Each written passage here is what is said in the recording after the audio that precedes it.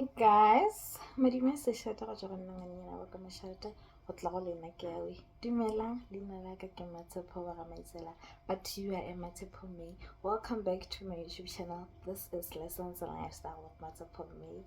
Roll it!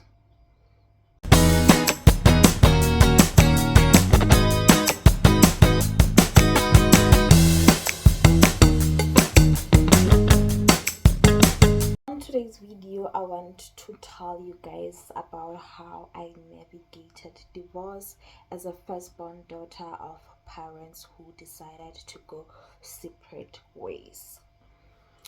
Divorce is a very painful thing to happen at home, but I feel like what most parents do not pay attention to is how it can badly affect the kids.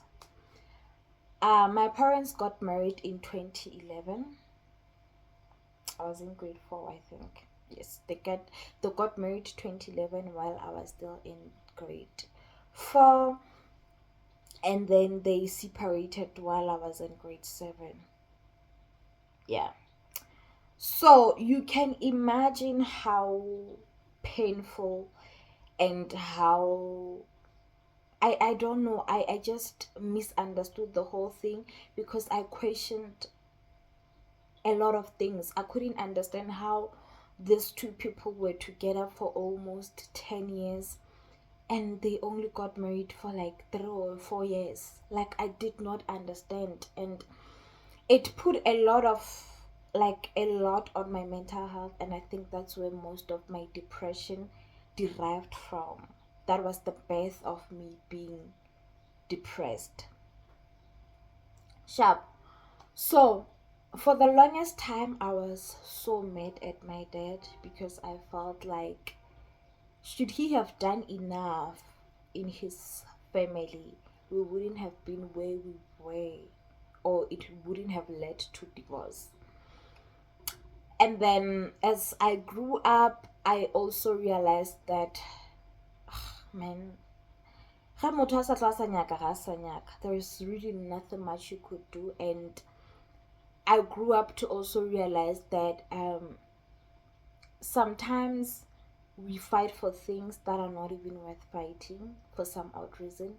And I feel like maybe my mom had her own reasons why she wanted the divorce, because if you are being vocal about something and the next party is not really hearing you, or they are hearing you but they are not doing better to improve on their end, then what's the use of always complaining about whatever that you complain about? Rather remove yourself out of the situation. And also another thing that made me realize that I'm also mad at nothing, it's how fast I think they moved on from my perspective. I felt like they moved on too quickly for my liking. Besides the fact that I felt like they did not do enough to fight for their marriage, I also felt like they moved on too quickly. It's like they couldn't wait to divorce each other and to be involved with other people. But in the long run, I also kind of understand why it had to happen. I had a lot of resentment towards my mom and my dad. To this day, my relationship with my parents is not the very best one, because I question a lot of things that they do and I don't understand a lot of things that they do, and I always feel like I never really understand where most of their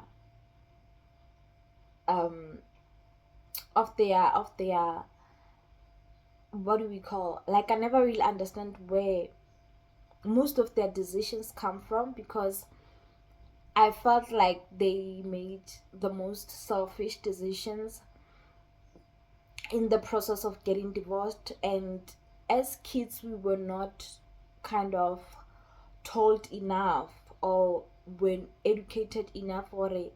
Okay, kids, this, as your parents, we're getting divorced, this is what is going to happen, and this is what is going to happen.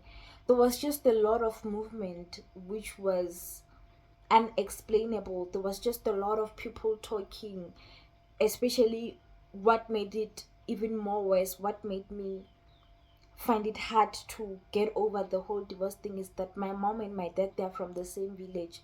So when people were talking, it affected me, especially because I was still a child, and there were people who were insensitive enough to even ask me about the whole thing. You would be walking, go, oh my god, I don't want to cry.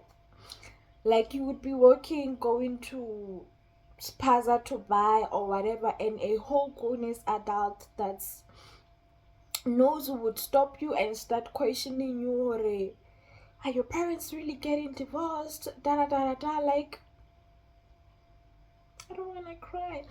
Like, all those kind of things, you would find people who stop you, question you. And I was just a baby, Lena. I couldn't really understand what my parents were doing. I could understand that they were separating, but I never thought that they were separating like for forever.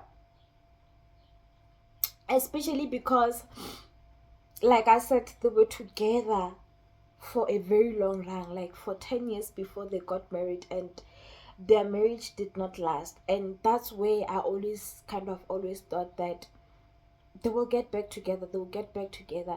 And then when they decided to move on with their lives, then I realized that my dream of having or growing in a one parent household, or in a household where there are two parents who are kind of together, it's not gonna happen. Like, it's never happening. I need to make peace with that. On top of me resenting them, I also got to resent the people that they were involved with, because I was still kind of healing from the fact that they are divorcing, or they're separating, or they have separated. And then you introduce me to other people as well. I am still trying to heal from the fact that you guys are separating or have separated, but you guys introduce me to other people. Like, that's kind of insensitive to me. And in the process of them getting divorced, there is an African proverb that says, when two elephants is the grass that suffers. Which simply means that when two parents or adults fight, it's the kids that get affected the most. It literally affected me in a way that I did not even know my identity. I got loss of identity. It affected me in a way that even now, how I view relationships, I don't have a good perspective of relationships. I don't, especially even with my experience of dating, I always get people who kind of remind me of what I saw in my parents' marriage, which is why I'm always quick to remove myself out of the situations, because I do not want anything that my mom went through to happen to me, which is also why I am fearful of having a child, because I am scared of bringing a child to this world and I do not award them the greatest parents, or I fail them when it comes to choosing their dates for them. And it also kind of gave me a perspective that you can have a present absent father, of who I felt like my dad was. My dad, he is there, but he's not. In most cases, I always had to remind him of how he should take care of us. It was always like that. Like, we always had to remind him, of which I think it was not something that I wanted for myself, and I couldn't wait to grow and to gain my independence so that I can stop bothering this man, because I even at some point started to feel like a nuisance. I started to feel like I got myself to this world and now I'm just here to suffer. And so that's where a lot of hate came from, because now that they were no longer together, I could really see the gap. Like, the gap was like, I got to see the things that some of which my mom used to cry about, which I couldn't see when they were still married. And so when they separated, I got to really see the bridge and the gap of, oh, this is what my mom was really crying about for the longest time. When did I make peace with the fact that my parents have divorced? In my first year of varsity, that's where I got to make peace with it. And you could imagine how long had they been separated before I could make peace with that. And one thing that made me realize, or made me kind of make peace with the fact that they have separated, I feel like I wouldn't have been the person that I am hasn't it been for their separation. I feel like I wouldn't have grown the way that I've grown or got exposed to the greatest life of Leboa if they hadn't divorced. I don't think I would have the perspective of life that I have if they hadn't had divorced, because in a village you don't really have a lot of people to look around and who inspire you to be a better person. But after moving to Leboa, I got to see that there are careers that exist outside of teaching, because I always thought that we all go to school, graduate to become teachers and nurses. That's all I thought. And then when I got exposed to being in Leboa, then that's why I realized, oh, there is actually more to life than what I was seeing. So that's when I always say that I feel like them divorcing was kind of a blessing in disguise. Although it was the birth of my depression, although it was the birth of um a lot of things in my life, I don't necessarily believe in men like that. I don't have a good perspective of men. I don't see or view men the same way after they had divorced. And you can't blame me for that. Even it also kind of set the tone in the relationships that I find myself in. If I feel like I see the traits or behavior of who my father was in the relationships that I find myself in, I am quick to remove myself. I don't fight for anything when it comes to love related. I don't really find the need in fighting people to see me for who I am. It's either you see me for who I am or you don't. There is no in between. I'm not gonna sit around and teach you how to see the woman in me. It also taught me that it's very important as a woman to have something of your own. Like as a woman, you really need to be independent and have a life outside the one of your partner or your husband or whatever, because it helps in the long run. Men are selfish people and they think for themselves before anyone else, whereas as a woman you always have to think for your kids or whoever that comes after you. So it was a very painful thing to grow up, and the whole like the whole idea of growing in a two parent household shattered so quick. And I don't know now how I feel about marriage. I don't know. I'm one of those people now who I've never, even as a child, imagined myself getting married. Not in a bad way. I know that our lucks are not the same. I'm probably not gonna get a man who's like my dad, or I'm probably not gonna, But, and guys, please don't get me wrong. My dad is not a bad person. He's not a bad man. He's a good man. He was just not the greatest father. He's just not the greatest father. He's just not as present as I would want him to be. He is not a bad man. I love him so much. He's my dad. So I am, how when young women grow and they see themselves getting married, imagine themselves getting married. I never had that. I still don't. And I think it simply comes from the fact that I have never witnessed a good marriage. Even the good marriages that I see, but because I see them from the sidelines, not from the inside, they still don't motivate me to want to get married, because I still don't know what happens behind closed doors. I don't know if you understand me. So I don't know. Like I'm not one woman who, like, if I get married, okay, thank God I got married. But I also don't think if I do not get married, I will turn into this bitter person or whatsoever. No, I won't. My journey to marriage, my journey to having a successful relationship It's all in the hands of God, and I'm giving it to Him. But I don't think I would turn out to be a bitter person if I happen to not get married. And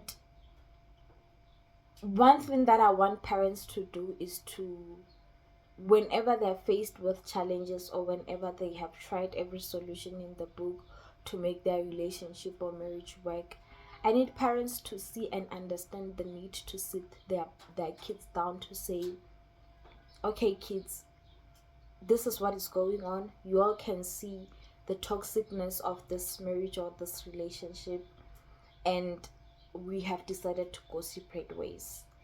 It is very painful to just see your parents kind of doing life, moving on, while you still have that thing in mind that, okay, they will maybe get back together as a child. When you are getting divorced, you also need to prepare the kids. Sit the kids down and talk to the kids that even if maybe it's one of you who is doing this, it's okay. Even if as a mother you're the one who's telling the kids that we are no longer gonna stay Gamo, we are going back home, we are no longer gonna do this, we are going back to this. Like, prepare them for the next journey of whatever life has in store for you after divorce. Do not just think they're just kids, they don't see anything. Kids see everything and kids hear everything.